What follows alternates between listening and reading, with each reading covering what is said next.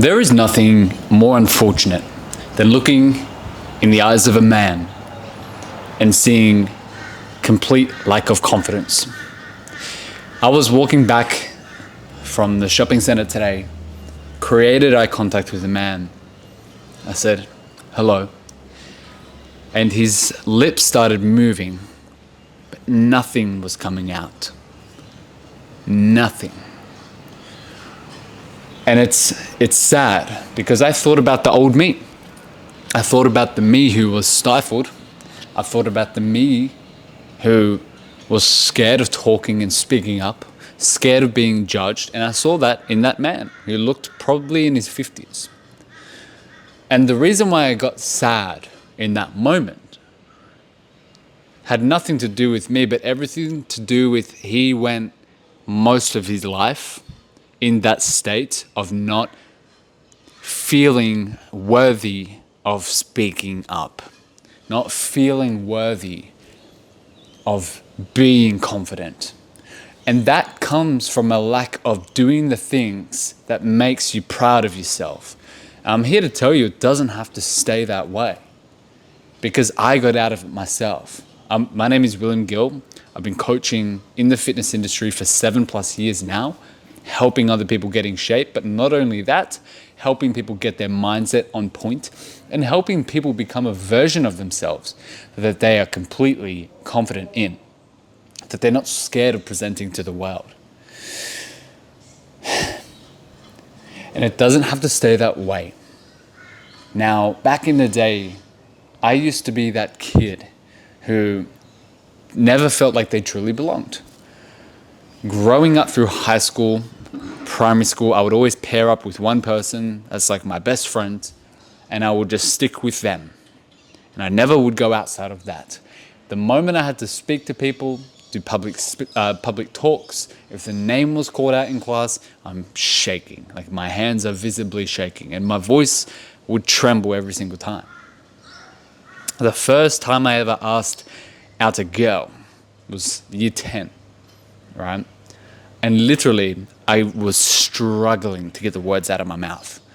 I was there, would you be my girlfriend? She said yes. and that was the cool thing though, was that when I had done the thing I was scared of speaking up, when I had done it, no matter how much of a mental wall I had formed in my brain, when I had broke through it, I was delighted by the positive response I would get. Super interesting. And it may not always be that way for you. But the whole point is I never would have gotten to where I am now, where I can walk around confident, walk around with my shirt off confidently, be able to speak up, say hello to people, approach people, build a social circle, friendships, relationships that the young me would have really struggled to do. And then not only that, to actually help other people do that themselves. If it wasn't for me breaking through those fears and those mental barriers that I had, I wouldn't have gotten here. I just wouldn't have. Simple as that. So everything that you want, it's on the other side of that fear. The same way I looked in that man's eyes and nothing came out of his mouth, I know exactly what he was feeling. He wanted to talk, but he was scared. And maybe that happened because in his life, who knows, he was told to shut up, someone told him that his opinion wasn't valuable, or it could be so many reasons. I invite you to look at what your reasons are. To realize that sometimes your upbringing, when you were told to shut up or when you were told that you can't or whatever it is, it's circumstantial and it doesn't have to be the theme of your life. So ask yourself, what do you want? And who do you want to be? And who do you need to be to have what you want?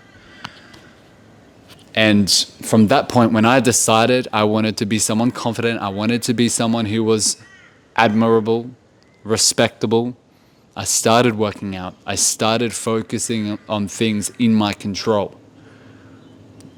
I was obsessed about looking up the best ways to get in shape. I was obsessed about learning how to speak to girls. I was obsessed with learning how to improve my social skills because I didn't have any of it. I had to learn it all. I had to teach it. It wasn't natural to me. Like for some people, it's natural, but for many, it's not. But it doesn't mean you have to stay there. And the great thing is what I realized is if it's not natural to you, you'll find that you end up getting better if you are willing to put in the work than the people who are quite natural at it. Because you had to actually learn how it all worked rather than someone just like naturally, oh, blah, blah, blah. Like they never developed work ethic to do it. But what I noticed about myself is I developed a lot of work ethic to improve myself, and then I could use that in all these other areas. And I look back at some high school friends of mine now, and it's crazy the difference. The ones who had everything naturally, there's not much going on the outside, okay? And I'm only saying that because I can't really judge. I don't know them. But from the outside, it doesn't seem like there's much going on compared to, let's say, what I'm doing because I had to work for it. And I have that drive to do even more with that work ethic.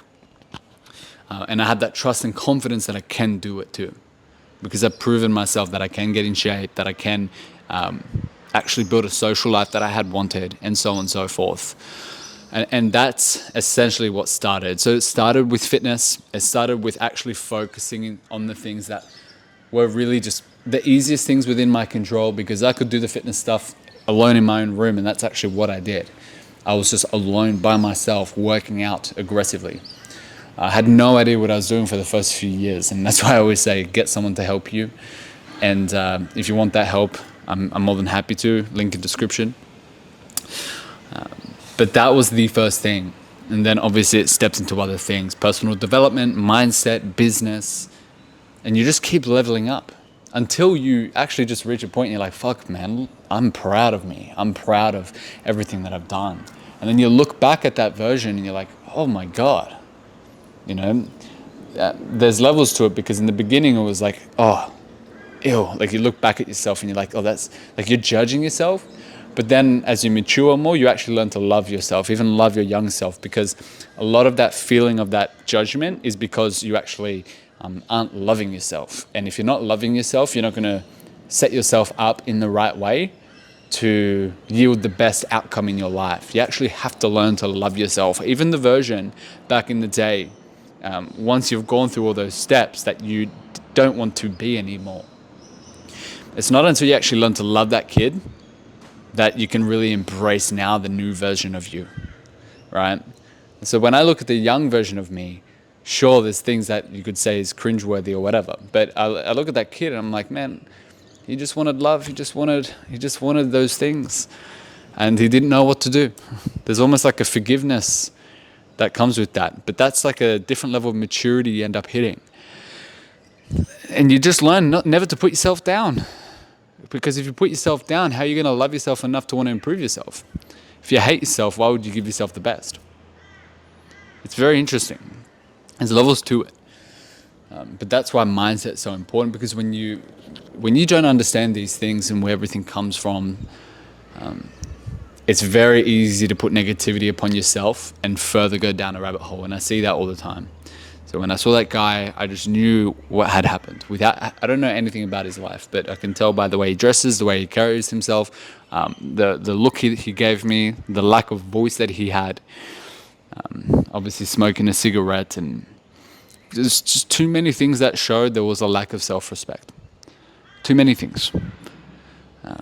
It should be normal. It should be normal to walk proud, chest out, talk loud, project. There's nothing wrong with these things. And if you think someone who is that is like cocky or whatever it is, it's just a reflection of the insecurity within yourself. If you, they think they're cool or whatever it is, it's like, no, you don't feel confident enough. And that's why that bothers you, because they can do that and you struggle to. Right? It's not that you can't, but you struggle to. So it's just a reflection of a part of yourself that you're not satisfied with. And once you realize that everything that is triggering you out here is just a reflection of something in here, you start learning to look inward and just judge less outwardly. You know, because you realize it's like, oh, it's not even about them, it's just about me. Right? Something to look within for. And There's a lot of nuances that you're going to go through on this journey. I've mentioned a few in this video, and that's why I recommend stick around, because I'm going to continue to share these perspectives to help you, because I know how much it can change your life. I know how much it changed my life. That is why I do what I do. That is why I want to keep spreading these messages multiple times a week.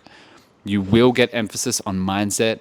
There will be some fitness and overall personal development. That's what we are here for. So if that is something you're interested in, stick around. And also, I have a mindset newsletter for 30 days straight. Tips like this, I'm laying it out through email.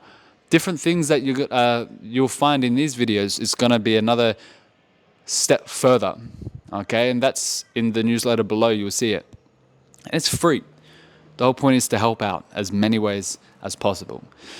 So, much love. You don't have to stay where you are if you're not happy with it, but it is your responsibility to do something about it. I'll see you around.